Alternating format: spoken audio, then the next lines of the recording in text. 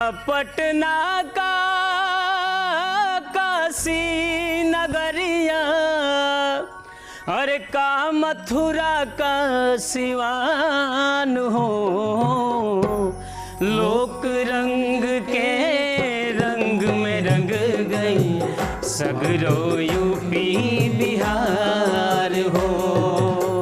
लोक रंग के रंग में रंग गई सारा यूपी बिहार हो। का पटना का काशी नगरिया, का पटना का काशी नगरिया, का मथुरा का सिवान हो।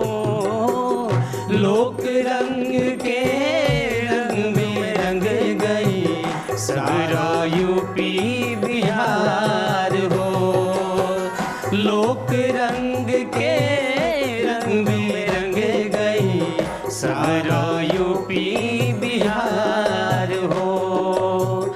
सगरो यूपी बिहार हो। अरे सीमा जी, कहाँ खो गईलू भाई? चरपाई तोड़ा तारू बैठ के। देखा संतोष जी, तू इतना अच्छा गौला कि हम यूपी बिहार हो। अरे सीमा जी, कहाँ खो गईलू भाई? चरपाई तोड़ा तारू बैठ के। देखा संतोष जी, तू इतना अच्छा गौला कि हम एकदम खो गईली।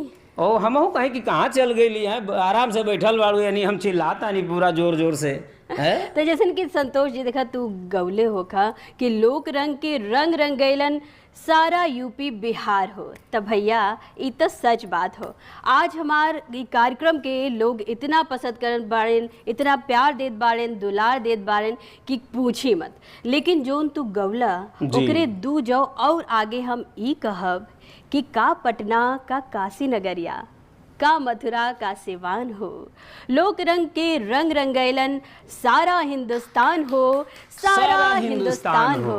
तब भैया खाली यूपी बिहार नहीं बल्कि सारा हिंदुस्तान जौन बा लोक रंग के रंग में एकदम रंग गइल बा, छा गइल बा, मस्त हो गइल बा, बल्ले बल्ले करत बा। बिल्कुल बिल्कुल रउआ सही कहतानी। हमहू के लोग फोन करता, मैसेज करता कि ई कई दिन से रउआ पोस्ट डालतानी, कैसन जौन है तो लोक रंग शुरू के कार्यक्रम चालू भइल बा, हमनियो के बुलावल जा, बहुत एकदम चर्चा हो गइल बा पूरा उत्तर प्रदेश, पूरा देश में हल्ला हो गइल बा। बिल्कुल, तो हम अपन जनता जनार्दन से कहब कि ऐसे ही अपन प्यार बनवले रही, दुलार बनवले रही, ताकि हम लोग ऐसे ही झूमत रही, नाचत रही, गावत रही और एक से बढ़कर एक गीत गवनी लेके आवत रही। देखा सारा हिंदुस्तान जौन बा की एकरा के बहुत सराहता। तो यही के साथ ही चला अब शुरू कर जाए। एक बार फिर से आप सबका बहुत बहुत स्वागत बा दूरदर्शन उत्तर प्रदेश के सबसे बड़का शो लोक रंग शुरू के संग में। तो नमस्कार।